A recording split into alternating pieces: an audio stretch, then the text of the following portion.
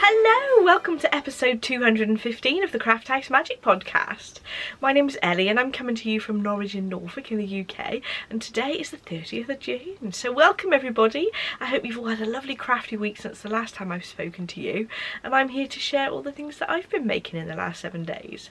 So today is a little bit of a shorter podcast because I am recording a bit later in the day than normal because I've been busy packing up everyone's summer holiday kits. They've all gone off this morning. So today we have some knitting, some sewing, I have some information on my shop update, and I've got some new pins and also some stitch markers and progress keepers to show you, so stay tuned for that if you're interested. And then a little appearance from Jensen at the end of the podcast. So we have a couple of Makalongs going on in the Ravelry group. The Craft 20 a day is going throughout the year, and I will be drawing for prizes next week for the podcast, so don't forget to get your entries in and your discussions in. You don't have to have a finished object to put in the thread, just a discussion, so the more you chat the more likely you are to win a prize. And the CraftHouseMagic Spring Shawl Along 2022 is actually coming to an end today, but I won't draw for prizes till next week, just to give you a little bit of extra time to enter there. And that again, it's not finished objects, it's just chatting away in the thread, sharing pictures of your progress on your projects. I'm going to start the Summer Sock Along. So the Summer Sock Along will run from the beginning of July, or today because it's a little bit early, right until the end of August. So it'll be a lovely chance to get all your sock yarns out, and any socks are included, including children's socks as well. Whatever size or length of sock, come and chat in the group and I will be drawing for prizes for those at the end of August. So Makalongs, in the description bar there's some more information on those, so you can either join by going to Ravelry and chatting in the group, or by using the hashtags, and those are in the description bar down below.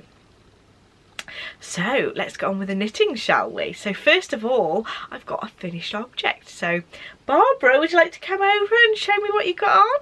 So there we go, thank you very much Barbara. So Barbara is wearing my Spring Sorrel. Now this is a pattern by Wool and Pine, and it's made with 4-ply fingering weight yarn.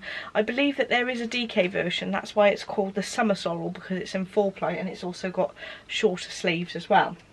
And I really like the detail around the top. Now I must admit, Liz, my mother-in-law, has knitted the most of this. I've picked the yarns though and cast off the edges and finished the ends, and also blocked it as well. But she did the majority of the knitting. I would not have had time to knit this as well as all the things that I've been doing. So it is a t-shirt like this, and I'm really pleased with how it's come out actually. So we made a massive risk. I didn't get Liz to swatch before I got her to start this. One, because it's a bit of a faff, because she's got to knit a swatch for me, give it back to me, I've got to block it and then send it back for her to tell her what how to modify her needles. I just thought, oh, I'm going to risk it. I think it is slightly bigger than I anticipated, because she's got 22 stitches per inch instead of 24 stitches per inch, so it is slightly bigger, but actually it looks quite nice on. It's nice and floaty, and it'll be nice and comfortable for sort of springtime, not too hot. So there you go, always swatch. But it did actually come out okay. I would probably have liked it a little bit better if there was slightly less room in the bust, but I'm quite happy with how it's come out. So it's knitted from the top down with an I-cord neckline. I did find that because Liz is quite a loose knitter, that the I-cord did come out as quite a lowish neckline, which I'm absolutely fine with, but in some images you can see that the neckline looks quite tight, so it really depends on your gauge of how your I-cord comes out. If I would have knitted the I-cord, it would have probably been really tight, because I'm really tight at knitting, but the neckline is actually really nice, quite a low neckline. And what I did is I got 3 skeins of yarn in my stash, and I thought actually that would work really nicely for this top, because there were instructions of how to sort of blend it so that you've got the colour changes in these areas. So Liz followed the instructions for the colour change here, but then I did get her to knit more of the middle skein because I knew I wanted it to be a little bit longer at the bottom, and also I really loved this colour. But she did the same pattern of blending from one to another. The only thing that she did actually change is that the sleeve actually says to knit a couple of inches, but I didn't want the sleeves to be too long, so Liz has just used the first colour to do the ribbon on the end of there, so it tones in with the top of the garment, and then the bottom of the garment is just knitted with the last of the skein. So we had 30 grams of the top colour left using the technique that it said in the pattern, and about 13 grams left of the last colour, but Liz did knit it longer than it said in the pattern because I didn't want it to be too short on me. I did make sure that I got her to stop knitting when it was a couple of inches shorter than I wanted it, because it will stretch during blocking. So I did make sure that she didn't knit it too long, because you have to take into account that stretching during blocking as well, because the drape of merino always gets longer just because of the nature of the material. I'm really pleased I did that, really pleased with the length of it now. When I got it on with a pair of jeans, really nice length, just covers all the lumps and bumps up, which is nice. So you can't really tell the difference between the back and the front of the garment. It's really pretty detail, all goes all the way around. So the garment starts with a I-cord at the top, you then knit the yoke, split for the sleeves, and then continue knitting down the body in one, so you don't have to seam this top. This is like the purl side showing, but you do knit it so that you're knitting it from the inside, so it's easier, so you can knit it rather than purl it. Which is a little bit quicker, I think, well, for me personally, but I think that's a really nice option. Once you've got past all these details, it's a nice easy knit. So I chose a size according to my upper bust measurement for the top here, and then I got Liz to do some increases in order to have plenty of room for my bust area after the pattern, so that it's nice and floaty. But like I said, Liz's gauge was actually looser than the gauge in the pattern. It was supposed to be 24 stitches per inch and she was about 22, so it is a little bit bigger, but actually it looks really nice. So I'm going to take it off Barbara and show you what it looks like on me. So here is how the top looks on me. It just goes past my bum, so it's nice and sort of flattering, covering all the lumps and bumps, and you can see but it's a nice floaty top, and I love the drape of merino once it's blocked. It just feels lovely and floaty and really light. You can see that gorgeous detail around the neck, which I absolutely love, and there's plenty of room. You can see that I could have got away with it being slightly smaller, and even actually I could have got away with it being slightly shorter as well. But I think it's lovely and wearable, and I really love the colours, especially the colour changes between the top two. And I added the third one because I thought it might be nice to have the darker tones around the tummy area where it needs to be the most flattering. So there we are, that's this finished Summer Sorrel. And I've decided not to take it off now because it's lovely. Really love this yoke bit, absolutely gorgeous. And I could of course wear it with like a 3/4 length sleeve t-shirt underneath when it gets a bit chillier.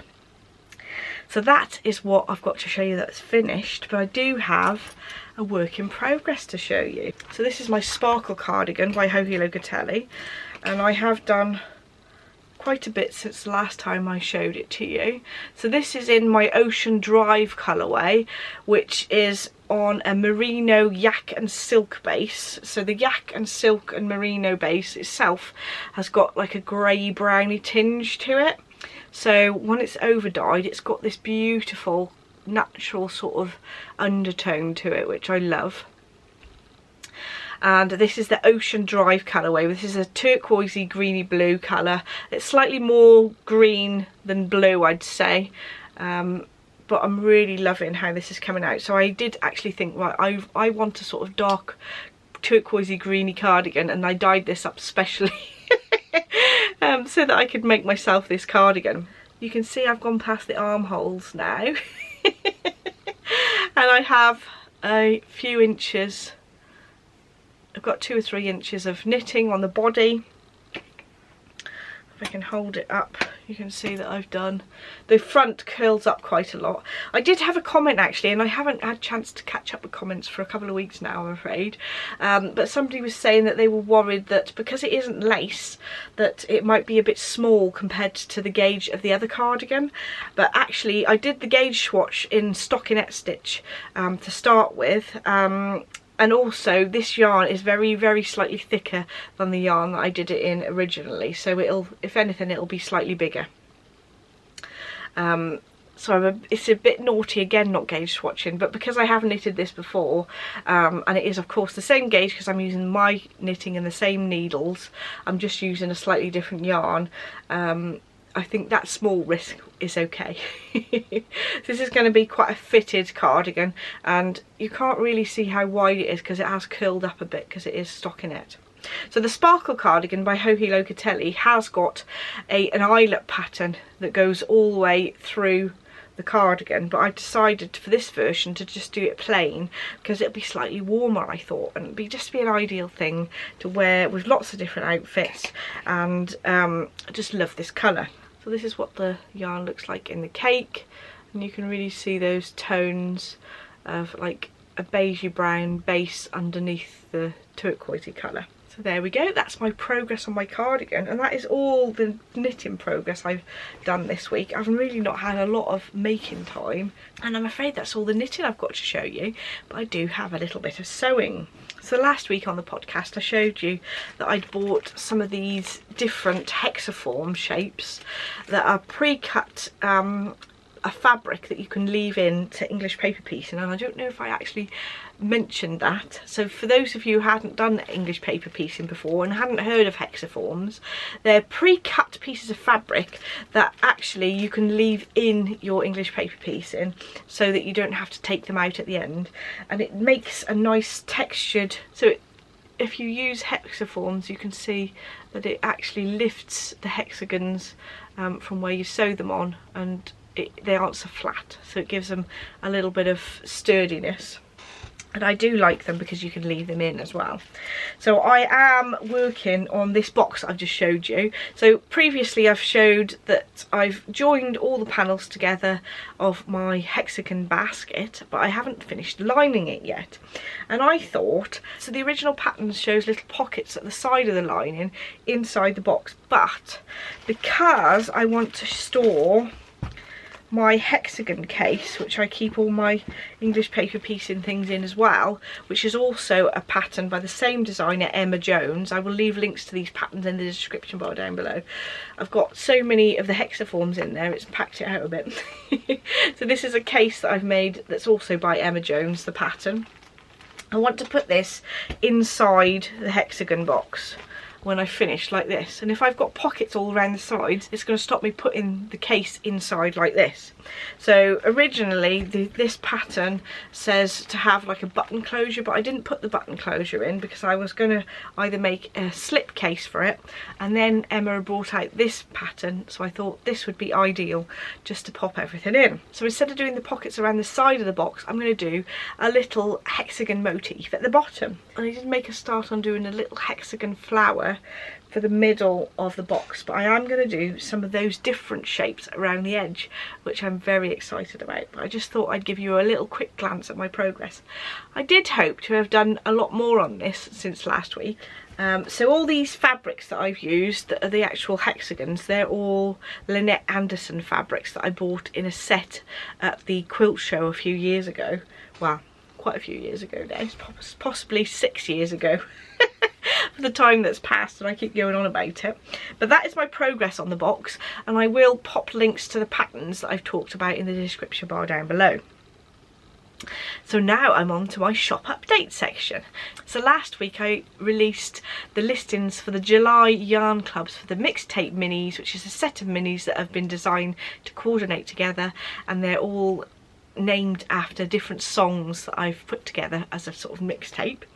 And the Power Ballads is a song each month that I pick that is one of my favourite Power Ballad songs, and I'll design the colours of the yarn according to that song. So the July clubs have been listed and they're actually going to be up there until the 3rd of July, so you've still got this weekend to purchase your July yarn clubs. They will be shipped on the 8th of July. And I've also put a listing for July and August clubs to go together. If you want to buy 2 yarn clubs and you don't mind waiting until the August yarn clubs are ready to ship, it just saves on postage a bit putting the 2 clubs together. So I have got a few progress keepers and stitch markers that I'm going to put in the shop. So these 3 sets here are actually numbers 0 to 9, and I have previously put some different style numbers in my shop before as progress keepers, but I think that these are really useful because you can mark like repeats of decreases or increases. So they're 0 to 9, so obviously you wouldn't use the 0 for 0, well you could use it for the mark in the beginning of the round, but say if you're going to mark 10 and you use the 1 and the 0, so you could have 2 sets of these so that you could then do 11, 12, 13, 14, 15, etc. So I do think they're really useful, and they come in these 3 different colours. There's green colour, a pink, and also a white, and they're like a gold clasp that goes with it. So these ones will all be the small lobster clasp, just because I haven't got the larger ones in the gold colour, but they are available in 3 different colours. So on this side I've got a little which is also available as a progress keeper. I thought that would be brilliant for having a little bit of luck. I found these gorgeous little birds here, and these ones, because they're on a silver clasp, they'll be available in all the different fixings. So I've got the small lobster clasp, which are these ones here, but I've got a larger lobster clasp, a lever back clasp, and also the stitch marker rings as well. And then last but not least, we've got the little butterflies. So the butterflies on the other side are silver rather than colour on both sides, but I think they're really pretty as well. So I've got all those stitch markers and progress keepers available in the shop, and these will be available in this week's shop update, which is this Friday, that's tomorrow the 1st of July at 7 PM GMT. If you sign up for my newsletter, you'll get an email notification of when everything's going up in the shop. So that's those, but I've also got some pins to go in the shop as well. So this is my pin pennant, or one of my pin pennants that I've got in my craft room. And these 4 pins at the top here are the ones going in my shop. So this one I thought was really cute because it says I knit past my bedtime. The next one, it says sewist. I think this one's really cute as well. A stitch at a time. And then the last one is make magic. So those 4 pins will be for sale in my shop this Friday at 7 PM. These pin pennants that I make as well, they're also in my shop, and they're at the moment they're just in this cream colour, and you can see all the pin backings on the back. But if you actually see another fabric on my shop that you'd rather have the pin pennant in, I'm happy to do it in a different colour fabric as well, either plain or patterned. It's really up to you. So those 4 pins will be for sale in my shop. So like I said, the pins and the stitch markers and progress keepers will all be in the shop tomorrow. That's the 1st of July at 7 PM GMT.